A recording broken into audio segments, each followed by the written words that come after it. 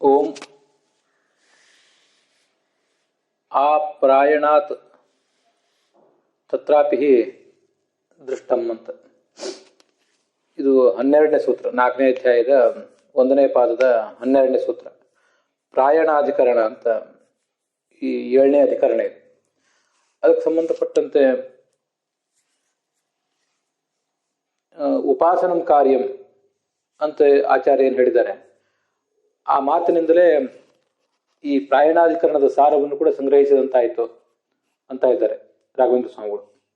ಅದನ್ನ 8ನೇ ಗದ್ಯ ಭಾಗದಲ್ಲಿ ಅವರು ವಿವರಿಸ್ತಾರೆ. ಈ ಸೂತ್ರದಲ್ಲಿ ಯಾವತ್ತು ಮುಕ್ತಿ ಆಗುವವರೆಗೂ ಉಪಾಸನೆ ಮಾಡ್ತಾನೆ ಇರಬೇಕು ಅನ್ನುವಂಥ ವಿಷಯ ಬಂದಿದೆ. ಯದ್ಯಪಿ ಮುಕ್ತಿ ಪರ್ಯಂತಂ ಉಪಾಸನಸ್ಯ ಕಾರ್ಯತ್ವೋಕ್ತಿ ಪರಂ, ಮುಕ್ತಿ ಪರ್ಯಂತವೂ ಉಪಾಸನೆ ಅಂತನ್ನೋದು ಮಾಡಲ್ಪಡಲೇಬೇಕು ಇತಿ ಉಕ್ತಿ ಪರಂ. ಇದನ್ನ ಪ್ರತಿಪಾದನೆ ಮಾಡಲಿಕ್ಕೆ ಹೊರಟಿರುವಂತಹ ಆಪ್ರಯಾಣಾತ್ ತತ್ರಾಪಿ ದೃಷ್ಟಂ ಅಂತೇನು ಸೂತ್ರ ಇದೆ, ಇತಿ ಸೂತ್ರಂ ತದರ್ಥೋಪಿ, ಅದರ ಅರ್ಥವನ್ನು ಕೂಡ ಕಾರ್ಯಂ ನಿತ್ಯಂ ಉಪಾಸನಂ ಅಂತ ಆಚಾರ್ಯ ಹೇಳಿದಾರಲ್ಲ, ಕಾರ್ಯಂ ನಿತ್ಯಂ ಉಪಾಸನಂ ಅಂತ ಹೇಳಿದ್ರಿಂದ ಅದರ ಅರ್ಥವನ್ನು ಕೂಡ ಅವರು ಸಂಗ್ರಹ ಮಾಡಿದಂತಾಯಿತು.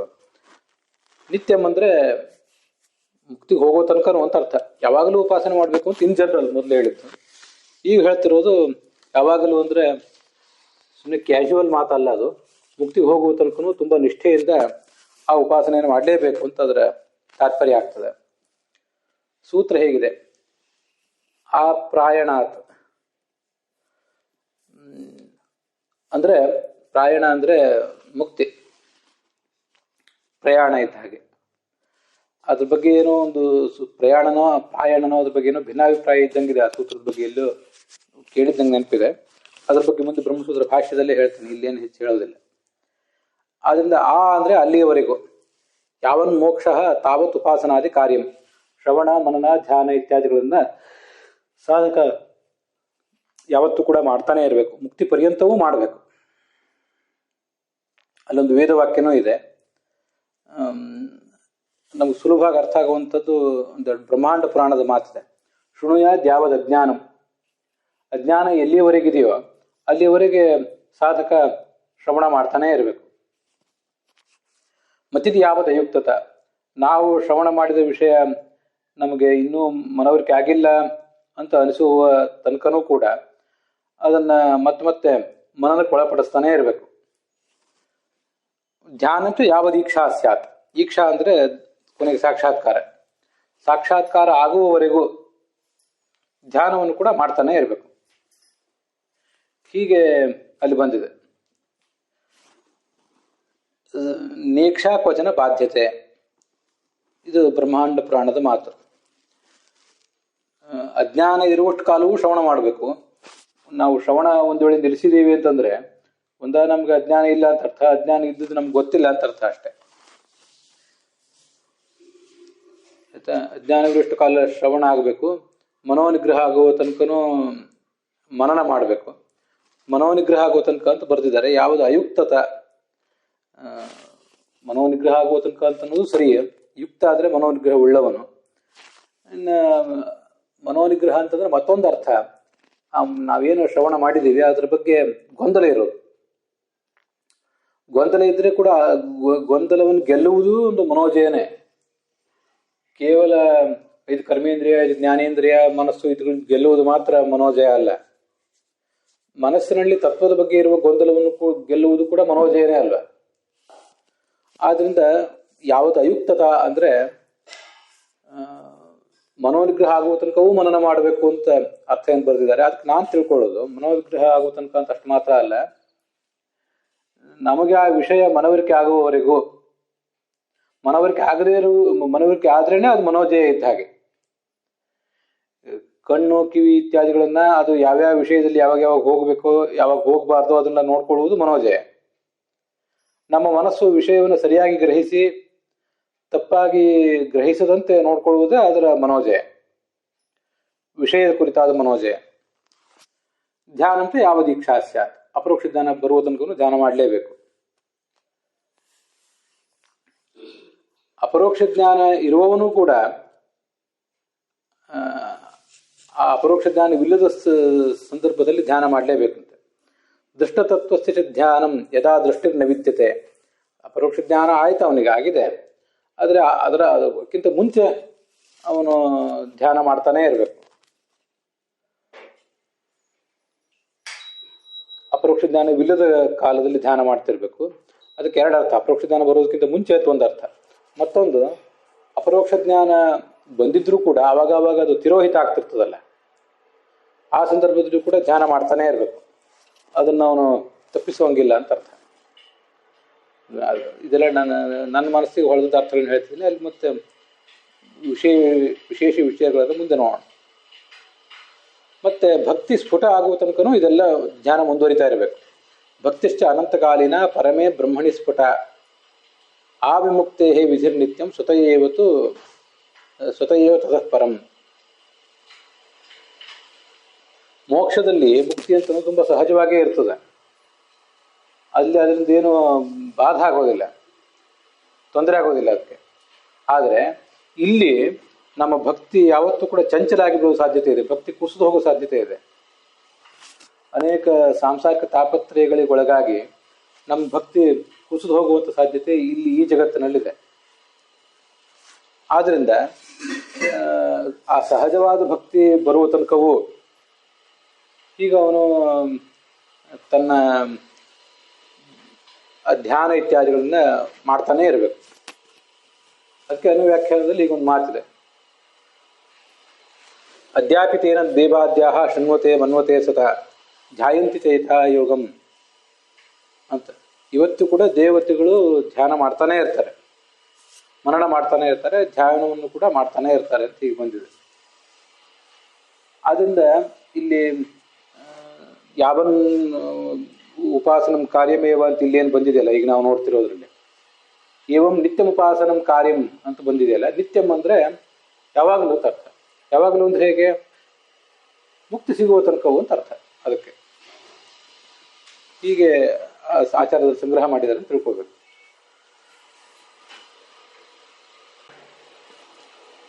ಮುಂದೆ 9ನೇ ಗದ್ಯ ಭಾಗ ನಾವೀಗ ನೋಡ್ಬೇಕಾದದ್ದು.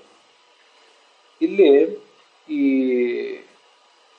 ಸಾಧನಾಧ್ಯಾಯದಲ್ಲಿ, ಹಿಂದೆ 3ನೇ ಸಾಧನಾಧ್ಯಾಯದಲ್ಲಿ ಹೇಳಬೇಕಾದಂಥ ವಿಷಯಗಳನ್ನು ಇಲ್ಲಿ ಯಾಕೆ ಹೇಳಿದ್ದೀರಿ ಅಂತ ಒಂದು ಪ್ರಶ್ನೆ. ಉಪಾಸನೆಯ ವಿಷಯ, ಉಪಾಸನೆ ಹೇಗೆ ಮಾಡಬೇಕು ಅನ್ನೋದನ್ನ ಸಾಧನಾಧ್ಯಾಯದಲ್ಲಿ ಹೇಳಬೇಕು. ಅದನ್ನು ಬಿಟ್ಕೊಂಡು ಇಲ್ಲಿ ಯಾಕೆ ಹೇಳ್ತಾ ಇದ್ದೀರಿ ಅಂತ ಒಂದು ಜಿಜ್ಞಾಸೆ ಬರ್ತದೆ. ಆ ಫಲಾಧ್ಯಾಯದ ಮೊದಲ ಪಾದದಲ್ಲಿ ಯಾಕೆ ಹೇಳ್ತಾ ಇದ್ದೇನೆ ಅಂತ. ನಾನು ಸಾಧನಾಧ್ಯಾಯ ವಕ್ತವ್ಯಸ್ಯ ಉಪಾಸನಸ್ಯ, ಸಾಧನಾಧ್ಯಾಯದಲ್ಲಿ ಹೇಳಲ್ಪಡಬೇಕಾದಂತಹ ಉಪಾಸನೆಯ ವಿಷಯವು ಕರ್ಮಕ್ಷಯಾಖ್ಯ ಫಲೋಕ್ತಿಪಾದೆ, ಫಲೋಕ್ತಿಪರ ಪಾದೆ, ಕರ್ಮಕ್ಷಯವನ್ನು ವರ್ಣನೆ ಮಾಡುವಂಥ ಈ ಒಂದು ಪಾದ, ಈಗ ನಾವು ನೋಡ್ತಿರೋ ಪಾದ, ಇದು ಫಲಾಧ್ಯಾಯ. ಇದು ಫಲಾಧ್ಯಾಯದಲ್ಲಿ ಮೊದಲನೇದನ್ನು ಏನು ಹೇಳ್ತಿದ್ದಾರೆ? ಮೊದಲನೇ ಪಾದದಲ್ಲಿ ಕರ್ಮಕ್ಷಯವನ್ನು ಹೇಳ್ತಿದ್ದಾರೆ, ಅದೆಲ್ಲರಿಗೂ ಗೊತ್ತಿದೆ. ಅದನ್ನು ಇಲ್ಯಾಕೆ ಅಂತೂ ಒಟ್ಟಾರೆ ಅಧ್ಯಾಯ ಫಲದ ಬಗ್ಗೆ ಹೇಳ್ತಾರೋ, ಇಲ್ಯಾಕೆ ಹೇಳ್ತಾ ಇದ್ದೀರಿ ಇತ್ಯತಃ ಈ ಒಂದು ಪ್ರಶ್ನೆ ಮಾಡಿಕೊಂಡು, ಜ್ಞಾನ ಅಂತನ್ನುವುದು ಅಂತರಂಗದ ಸಾಧನ. ಜ್ಞಾನಕ್ಕೆ ಇವೆಲ್ಲ ಅಂತರಂಗದ ಸಾಧನ. ಈಗ ನಾವಿಲ್ಲಿ ಹಿಂದೆ ಹೇಳಿರುವ ವಿಷಯಗಳು, ಜ್ಞಾನ ಅಂತನ್ನೋದು ಮುಕ್ತಿಗೆ ಸಾಧನ, ಇದು ಗೊತ್ತಿದೆ. ಮುಕ್ತಿಗೆ ಸಾಧನವಾದ ಜ್ಞಾನಕ್ಕೆ ಇವೆಲ್ಲವೂ ಕೂಡ, ಈ ಶ್ರವಣ ಮನನ ಇವೆಲ್ಲವೂ ಕೂಡ ತೀರಾ ಅತ್ಯಗತ್ಯವಾದದ್ದು ಅನ್ನೋದನ್ನು ತಿಳಿಸ್ಲಿಕ್ಕೋಸ್ಕರ ಜ್ಞಾನಸ್ಯ ಅಂತರಂಗ ಸಾಧನತ್ವ ದ್ಯೋತನಾಯ ಅತ್ರ ನಿರೂಪಣಂ ಇತಿ ಭಾವೇನ ತತ್ಫಲಮಾಹ. ಕಾರ್ಯಮಾಪ ವಿಷ್ಣು ಬ್ರಹ್ಮ ತಥಾ ಜಾತಿ ಏವಂ ನಿತ್ಯಮುಪಾಸನಂ ಕಾರ್ಯಮಾಪದ್ಯತಿ ಬ್ರಹ್ಮ ತೇನ ಯಾತಿ ಅಪರೋಕ್ಷತಾಂ. ಬ್ರಹ್ಮ ತೇನ ಯಾತಿ ಅಪರೋಕ್ಷತಾಂ ಅಂತ ಬಂತಲ್ಲ ಮುಂದೆ. ಅಲ್ಲಿ ಬ್ರಹ್ಮ ಅಂದ್ರೆ ಬ್ರಹ್ಮನನ್ನು ಅಂತ ಅರ್ಥ ಅಲ್ಲ, ಪರಬ್ರಹ್ಮನನ್ನು ಅಂತ ಅರ್ಥ ಅಲ್ಲ, ಬ್ರಹ್ಮವು ಅಂತ ಅರ್ಥ. ಬ್ರಹ್ಮವು ಅದು ಪ್ರಥಮ ವಿಭಕ್ತಿ. ಅದು ಆ ಬ್ರಹ್ಮವು ಅಧಿಕಾರಿಗಳ ಅಂದ್ರೆ ಭಕ್ತರ ಅಪರೋಕ್ಷ ಜ್ಞಾನಕ್ಕೆ ವಿಷಯ ಆಗ್ತದೆ. ಅಪರೋಕ್ಷ ವಿಷಯತಾಂ ಯಾತಿ ಅಂತ ಈಗ ಅರ್ಥ. ಮತ್ತೆ ಇನ್ನೂ ಒಂದು ಪ್ರಶ್ನೆ, ಆ ಪ್ರಶ್ನಕ್ಕೂ ಕೂಡ ಇಲ್ಲಿ ಉತ್ತರ ಕೊಟ್ಟ ಹಾಗಾಗ್ತದೆ. ಹಿಂದೆ 3ನೇ ಅಧ್ಯಾಯದ 3ನೇ ಪಾದದ 43ನೇ ಸೂತ್ರ ಬಂದಿದೆ. ತನ್ನಿರ್ಧಾರಣಾರ್ಥ ನಿಯಮ ತದೃಷ್ಟೇ ಪೃಥಗ್ಯ ಪ್ರತಿಬಂಧ ಫಲಂ ಅಂತ.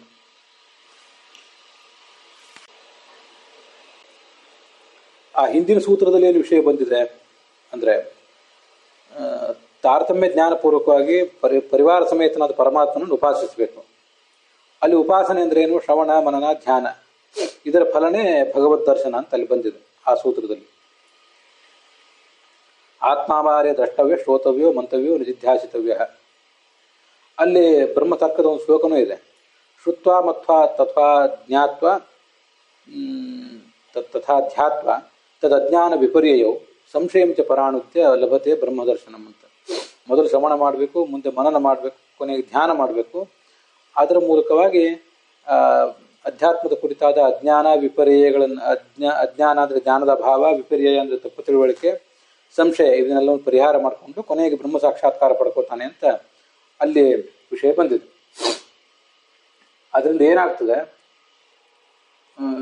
ಉಪಾಸನಾ ಪಾದೆ ಮುಂದೆ ಹಿಂದೆ ಬಂದಿರುವಂಥ ಉಪಾಸನಾ ಪಾದ ಏನಿದೆ ಅದರಲ್ಲಿ ತನ್ನಿರ್ಧಾರಣಾರ್ಥ ನಿಯಮ ತದೃಷ್ಟೇ ಪೃಥಕ್ ಹಿ ಅಪ್ರತಿಬಂಧ ಫಲಂ ಅಂತ ಆ ಸೂತ್ರದಲ್ಲಿ ಶ್ರವಣ ಮನನ ನಿಧಿಧ್ಯಾಸನಾಂ ಸಾಕ್ಷಾತ್ ಪರಂಪರೆಯ ವಾ ಅಂತ ಅಲ್ಲೊಂದಿದ್ರೆ ಒಳ್ಳೆಯದು ಅಂತ ಕಾಣಿಸ್ತದೆ. ಪರಂಪರೆಯ ಚ ಅಂತ ಈಗ ಚ ಅಥವಾ ವಾ ಇರೋದೇ ಒಳ್ಳೆಯದು.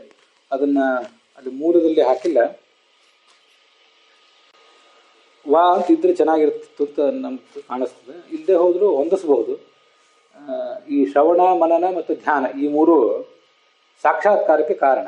ಹೇಗೆ ಕಾರಣ ಅಂದರೆ, ಶ್ರವಣ ಮನನಗಳು ಪರಂಪರೆಯ ಕಾರಣ, ಮತ್ತು ಈ ಧ್ಯಾನ ಅಂತನ್ನೋದು ಸಾಕ್ಷಾತ್ತಾಗಿ ಕಾರಣ ಅಂತ ಈಗ ಅದರ ಅರ್ಥ ತಿಳ್ಕೋಬೇಕು. ನಮಗದನ್ನು ನೋಡುವಾಗ ಶ್ರವಣ, ಮನನ, ಧ್ಯಾನ, ಶ್ರವಣ 1, ಮನನ 2ನೇದು, ನಿಧಿಧ್ಯಾಸನ ಅಂದರೆ ಧ್ಯಾನ 3ನೇದು. ಇವು ಸಾಕ್ಷಾತ್ತಾಗಿ ಮತ್ತು ಪರಂಪರೆಯ ಕಾರಣ ಅಂತ ಹೇಳಿದಾಗ ಮೊದಲಿಂದ 2 ಸಾಕ್ಷಾತ್ತಾಗಿ, ಶ್ರವಣ ಮನನಗಳು ಸಾಕ್ಷಾತ್ತಾಗಿ, ಆಮೇಲೆ ನಿಧಿಧ್ಯಾಸನ ಅಂತನ್ನೋದು ಪರಂಪರೆಯ ಕಾರಣ ಅಂತ ಹೀಗೆ ಕಾಣಿಸ್ತದೆ. ಹಾಗಲ್ಲ. ಕೆ ಟಿ ಪಾಂಡುರಂಗಾಚಾರ್ಯ ಅನುವಾದದಲ್ಲಿ ಅದು ಸ್ಪಷ್ಟವಾಗಿದೆ. ಮುಂದೆ ನಾವು ಬ್ರಹ್ಮಸೂತ್ರ ಭಾಷ್ಯ ನೋಡಿದಾಗಲೂ ಅದನ್ನು ನೋಡ್ತೀವಿ. ಶ್ರವಣ ಮನನಗಳು ಪರಂಪರೆಯ ಕಾರಣ. ಶ್ರವಣ ಮನನಗಳಿಂದ ನೇರವಾಗಿ ಸಾಕ್ಷಾತ್ಕಾರ ಆಗೋದಿಲ್ಲ. ಸಾಕ್ಷಾತ್ಕಾರ ಆಗುವುದು ಧ್ಯಾನದಿಂದಲೇ. ಧ್ಯಾನಂತೂ ಯಾವ ದೀಕ್ಷಾ ಸ್ಯಾತ್ ಅಂತ ನಾವು ಈಗ ಹಿಂದೆ ಇಲ್ಲಿ 4ನೇ ಅಧ್ಯಾಯದಲ್ಲಿ ನೋಡಿದ್ವಿ. ಆದ್ದರಿಂದ ಧ್ಯಾನ ಮಾಡುವುದರಿಂದ ಸಾಕ್ಷಾತ್ಕಾರ ಆಗೋದು. ಧ್ಯಾನ ಮಾಡುವುದರಿಂದ ಸಾಕ್ಷಾತ್ಕಾರ ಆಗುವುದರಿಂದ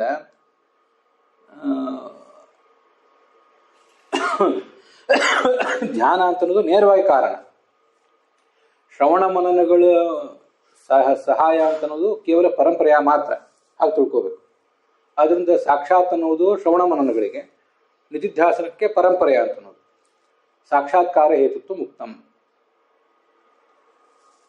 ಅದನ್ನು ಇಲ್ಲಿ ಸ್ಪಷ್ಟಪಡಿಸಿದಾಗಾಯಿತು ಈ ಒಂದು ವಿಷಯವನ್ನು. ಇನ್ನೊಂದು ಜ್ಞಾನಪಾದ, ಹಿಂದಿನ ಅಧ್ಯಾಯದ ಜ್ಞಾನಪಾದದಲ್ಲಿ ಐಹಿಕಂ ಅಪ್ರಸ್ತುತ ಪ್ರತಿಬಂಧೆ ಅಂತ, ಇದು 3ನೇ ಅಧ್ಯಾಯದ 4ನೇ ಪಾದದ 50ನೇ ಸೂತ್ರ. ಅದು ಐಹಿಕಾಧಿಕರಣ ಅಂತಾನೆ, 10ನೇ ಅಧಿಕರಣ, ಸೂತ್ರ 50, 3ನೇ ಅಧ್ಯಾಯದ 4ನೇ ಪಾದದಲ್ಲಿ. ಅಲ್ಲಿ ಆತ್ಮಾವಾರೇ ದ್ರಷ್ಟವ್ಯ, ಶ್ರೋತವ್ಯೋ, ಮಂತವ್ಯ ಅಂತ ಎಲ್ಲ ವಿಷಯ ಬಂದಿದೆಯಲ್ಲ, ಅದನ್ನೆಲ್ಲ ಪ್ರತಿಪಾದನೆ ಮಾಡಿ ಈ ಶ್ರವಣ ಮನನ ಧ್ಯಾನ ಇತ್ಯಾದಿಗಳನ್ನ ಮಾಡಿದ ಕೂಡಲೇ ಏನು ಸಾಕ್ಷಾತ್ಕಾರ ಆಗಿಬಿಡೋದಿಲ್ಲ. ಒಂದ್ ವೇಳೆ ಹಿಂದಿನ ಜನ್ಮದ ಪ್ರಾರಬ್ಧ ಇದ್ರೆ ಪ್ರಾರಬ್ಧ ಎಲ್ಲ ಸಬಿಯುವ ತನಕ ಸಾಕ್ಷಾತ್ಕಾರ ಆಗೋದಿಲ್ಲ. ಪ್ರಾರಬ್ಧ ಒಂದ್ ವೇಳೆ ಸವದಿದ್ರೆ ಇದೇ ಜನ್ಮದಲ್ಲಿ ಸಾಕ್ಷಾತ್ಕಾರ ಆಗ್ತದೆ ಅಂತ ವಿಷಯ ಬಂದಿದೆ. ಅಲ್ಲಿ ವ್ಯಭಿಚಾರ ನಿರಾಸೇನ, ವ್ಯಭಿಚಾರ ಇದೆಯಲ್ವಾ ಅಂತ ಪ್ರಶ್ನೆ.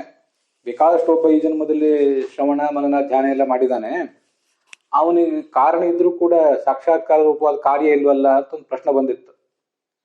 ಆ ಪ್ರಶ್ನವನ್ನ ಪರಿಹಾರ ಮಾಡಿದ್ದಾರೆ.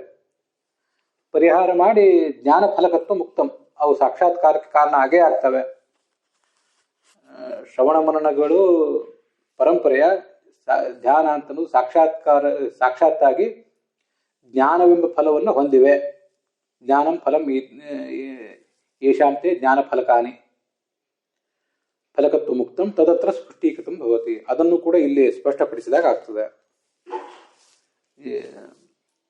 ತೇನ ಯಾತಿ ಅಪರೋಕ್ಷತಾಂ, ಬ್ರಹ್ಮವು ಈ ಪರಬ್ರಹ್ಮ ಈ ಎಲ್ಲ ಸಾಧನಗಳ ಮೂಲಕ ನಮಗೆ ಅಪರೋಕ್ಷ ಜ್ಞಾನಕ್ಕೆ ವಿಷಯ ಆಗ್ತದೆ ಅಂತ ಹೇಳಿದ್ರಿಂದ ಎಲ್ಲವೂ ಸ್ಪಷ್ಟ ಆಯಿತು.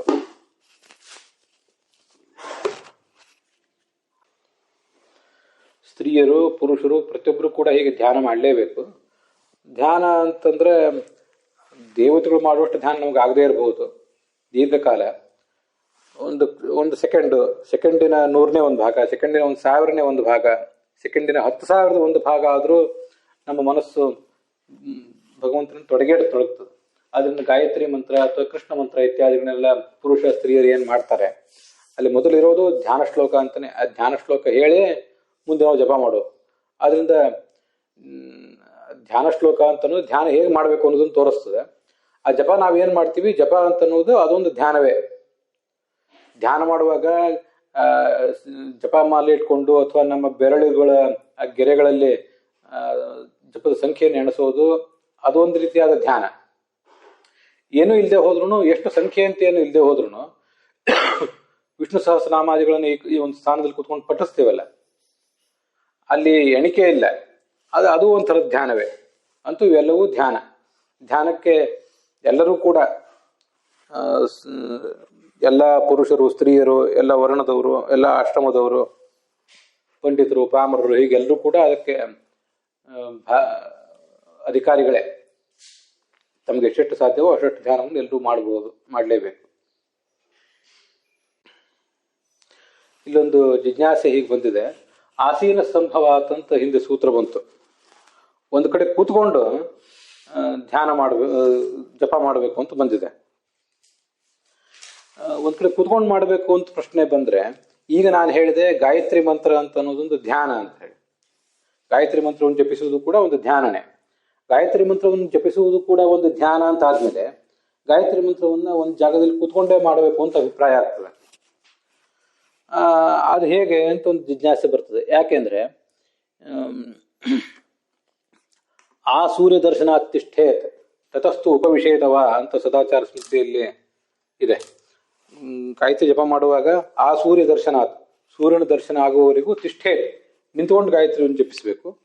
ತತಸ್ತು ಉಪವಿಷೇತವ, ಅದಾದ ನಂತರ ಅವನು ಕೂತ್ಕೊಳ್ಳಬಹುದು ಕೂಡ ಅಂತ ಹೀಗಲ್ಲಿ ವಿಷಯ ಬಂದಿದೆ. ಆದ್ರಿಂದ ನಿಂತ್ಕೊಂಡು ಅವನು ಗಾಯತ್ರಿ ಜಪವನ್ನು ಮಾಡ್ಬೇಕಾಗ್ತದೆ. ಕುತ್ಕೊಂಡು ಧ್ಯಾನ ಮಾಡಬೇಕು ಅಂತ ಹೇಳಿದ್ದಕ್ಕೆ ಹೇಗೆ ಹೊಂದಾಣಿಕೆ ಅಂತ ಹೀಗೊಂದು ಪ್ರಶ್ನೆ ಬಂದ್ರೆ, ಆಸೀನ ಅಂತ ಅನ್ನೋ ಶಬ್ದಕ್ಕೆ ಹೀಗರ್ಥ, ಒಂದು ಜಾಗದಲ್ಲಿ ಸ್ಥಿರವಾಗಿ ನಿಲ್ಲಬೇಕು ಅಂತ. ಒಂದೇ ಜಾಗದಲ್ಲಿ ಸ್ಥಿರವಾಗಿ ಕುತ್ಕೊಳ್ಬೇಕು ಅಥವಾ ನಿಲ್ಲಬೇಕು. ಶರೀರದ ಸಂಚಲನ ಇರಬಾರ್ದು. ಶರೀರದ ಸಂಚಲನವಿಲ್ಲದೇನೆ ಧ್ಯಾನ ಮುಂದುವರಿಸಬೇಕು ಅಂತದ ತಾತ್ಪರ್ಯ. ಒಂದ್ ಕಡೆ ನಿಂತ್ಕೊಂಡಿದ್ರು ಕೂಡ, ನದಿ ತೀರ ಅಥವಾ ಬಾವಿ ತೀರದಲ್ಲಿ ಅಥವಾ ಮನೆಯಲ್ಲಿ ನಿಂತ್ಕೊಂಡಿದ್ರು ಕೂಡ ಶರೀರ ಸ್ಥಿರವಾಗೇ ಇರೋದ್ರಿಂದ ಅವನ ಧ್ಯಾನಕ್ಕೇನು ಭಂಗ ಬರೋದಿಲ್ಲ. ಆದ್ರಿಂದ ಕೂತ್ಕೊಳ್ಳುವುದು ಅಂದ್ರು ನಿಂತ್ಕೊಳ್ಳುವುದು ಅಂದ್ರು ಅದಕ್ಕೆರಡಕ್ಕೂ ಕೂಡ ಒಂದೇ ಅರ್ಥ. ಹೀಗೆ ಗಾಯತ್ರಿ ಮೊದಲಾದ ಕೆಲವು ನಿರ್ದಿಷ್ಟ ಮಂತ್ರಗಳಿಗೆ ನಿಂತ್ಕೊಂಡೇ ಮಾಡಬೇಕು ಅಂತ ವಿಧಾನ ಇದ್ದಾಗ ಅದನ್ನ ನಿಂತ್ಕೊಂಡು ಮಾಡ್ಬೋದು. ಇನ್ನು ಮುಂದೆ ಅಷ್ಟಾಕ್ಷರ ಮೊದಲಾದದ್ದು ಏನಿರ್ತದೆ ಅದನ್ನೆಲ್ಲ ಕೂತ್ಕೊಂಡು ಮಾಡ್ಬೇಕು. ಬೇರೆ ಬೇರೆ ಮಹಾಮಂತ್ರಗಳನ್ನೆಲ್ಲ ವಾಸುದೇವಾಧಿಕಾನಷ್ಟ ಮಹಾಮಂತ್ರಾನ್ ಜಪೇತ್ತತಃ ಅಂತ ಹೇಳ್ತಾರಲ್ಲ ಆಚಾರ್ಯರು, ಅವನ್ನೆಲ್ಲವನ್ನು ಕೂತ್ಕೊಂಡು ಮಾಡ್ಬೇಕು ಅಂತ ಅದರಿಂದ ಗೊತ್ತಾಗ್ತದೆ. ಮತ್ತೆ ಇನ್ನು ಕೆಲವು ಮಧ್ಯಾಹ್ನ ಸಾಯಂಕಾಲ ಮೊದಲಾದ ಕಡೆ ಮಾಡೋ ಕೆಲವು ಏನಾದ್ರು ಗಾಯತ್ರಿ ಜಪ ಇತ್ಯಾದಿಗಳಿದ್ರೆ ಅದನ್ನ ಕೂತ್ಕೊಂಡು ಮಾಡ್ಕೋಬಹುದು. ಅಂತೂ ಶರೀರ ಸ್ಥಿರವಾಗಿರ್ಬೇಕಾದ್ದು ಮುಖ್ಯ ಅಂತ ಅದರ ತಾತ್ಪರ್ಯ ಆಗ್ತದೆ. 10 ಗಾಯತ್ರಿ ಮಾಡುವವರು, 100 ಗಾಯತ್ರಿ ಮಾಡುವವರು, ಹೀಗೆಲ್ಲ ಬೇರೆ ಬೇರೆ ಥರದ ಸಾಧಕರು ಇರ್ತಾರೆ. ಸಹಸ್ರ ಪರಮಾಂ ದೇವಿ ಶತಮಧ್ಯಾಂ ದಶಾವರಾಮ್ ಅಂತ ಹೀಗೆಲ್ಲ ಬಂದಿದೆ. ಆದ್ರಿಂದ ನಾವು ಉಪಾಸನೆ ಮಾಡುವಂತಹ ಪ್ರಸಂಗಗಳಲ್ಲಿ ಕೆಲವರು 10, ಕೆಲವರು 100, ಕೆಲವರು 1000 ಹೀಗೆಲ್ಲ ಮಾಡ್ತಿರ್ತಾರೆ.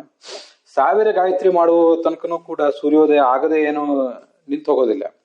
ಅಂತೂ ಗಾಯತ್ರಿ ಜಪ ಪ್ರಾರಂಭ ಆಗುವುದು ಪೂರ್ವಾಂ ಸಂಧ್ಯಾಂ ಸನಕ್ಷತ್ರಾಂ ಅಂತ ಈಗ ಬಂದಿರೋದ್ರಿಂದ ನಕ್ಷತ್ರ ಇರುವಾಗಲೇ ಸೂರ್ಯೋದಯ ಆಗೋದಕ್ಕಿಂತ ಮುಂಚೆನೆ ಗಾಯತ್ರಿ ಜಪದ ಪ್ರಾರಂಭ ಆಗಬೇಕು.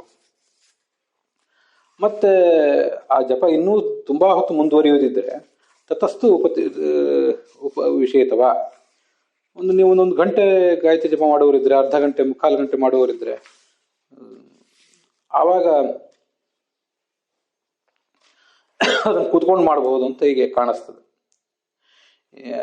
ಹೀಗೆ ಈ ಸದ್ಯ ನೀವು ಕೇಳಿದ ಪ್ರಶ್ನೆಗೆ ಉತ್ತರ ಕೊಟ್ಟಿದ್ದೇನೆ. ಯಾಕಂದ್ರೆ ಸ್ಥಿತಸ್ಯ ಗಚ್ಚತೋ ವಾಪಿ ವಿಕ್ಷೇಪಸ್ಯೇವ ಸಂಭವಾತ್. ಈಗ ಆಸೀನ ಸಂಭವಾತ್ ಅದಾದ್ಮೇಲೆ ಧ್ಯಾನಾಚ್ಚ ಅಂತ 8ನೇ ಸೂತ್ರ ಏನಿದೆ, ನಿಂತ್ಕೊಂಡ್ರೆ ಅಥವಾ ಓಡಾಡ್ತಾ ಇದ್ರೆ ಮನಸ್ಸು ಚಂಚಲನೆ ಆಗ್ತದೆ ಅಂತ ಬಂದ್ಬಿಟ್ಟಿದೆ. ಆದ್ರಿಂದ ಗಾಯತ್ರಿ ಜಪವನ್ನು ಆದ್ರೂ ನಿಂತ್ಕೊಂಡು ಮಾಡೋದು ಹೇಗೆ ಪ್ರಶ್ನೆ ಬರ್ತದೆ ಆಮೇಲೆ. ಅಥವಾ ಎಲ್ಲಕ್ಕಿಂತ ಮೂಲಭೂತವಾಗಿ ಗಾಯತ್ರಿ ಜಪವನ್ನು ಕೂಡ ಒಂದು ಧ್ಯಾನ ಅಂತ ನೀವು ಹೇಗೆ ಹೇಳಿದ್ರಿ ಅಂತ ನಾನು ಹೇಳಿದ ಮೇಲೆ ಪ್ರಶ್ನೆ ಬಂದ್ಬಿಡ್ತದೆ. ಆದ್ರಿಂದ ಈ ಸ್ಮರಣೋಪಾಸನಂ ಚೈವ ಧ್ಯಾನಾತ್ಮಕ ಮಿತಿ ದ್ವಿಧ ಅಂತ ಇನ್ನೊಂದು ಮಾತು ಬಂದಿದೆಯಲ್ಲ, ಇದೇ ಈ ಸೂತ್ರಗಳಲ್ಲೇ 7, 8, 9 ಈ ಸೂತ್ರಗಳಲ್ಲೇ ಸ್ಮರಣೋಪಾಸನೆ ಧ್ಯಾನೋಪಾಸನೆ ಅಂತ 2 ಥರದ ಉಪಾಸನೆ ಇದೆ.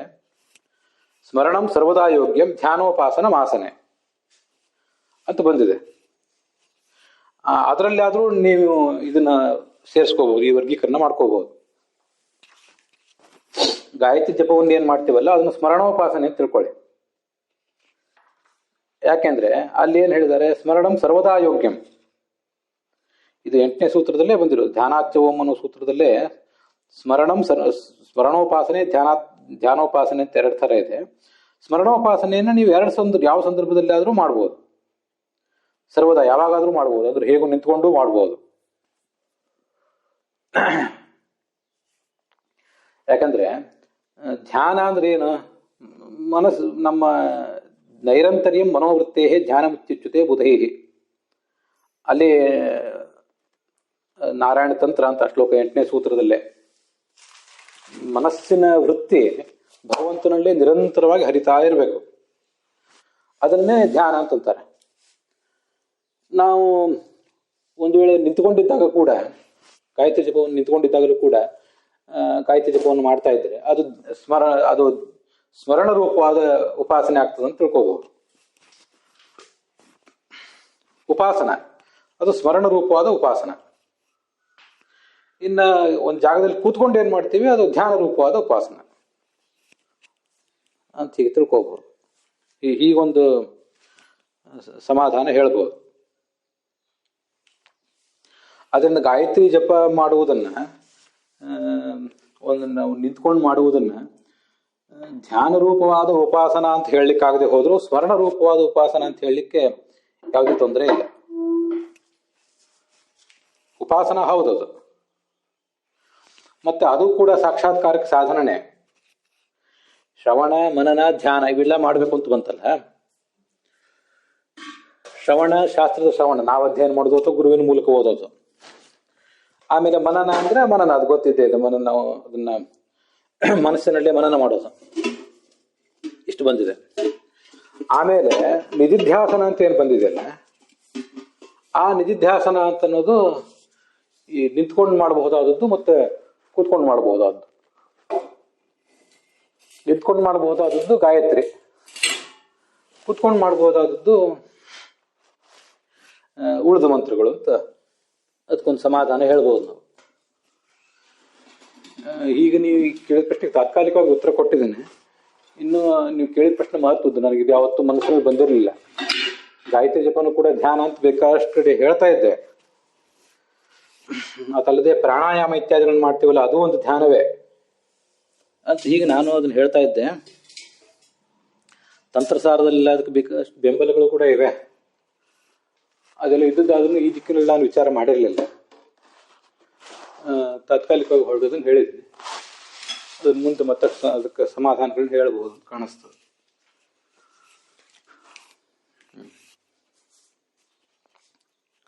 ಅಲ್ಲಿಗೆ ಈ ಭಾಗ ಸಮಾಪ್ತ ಆಗಿದೆ.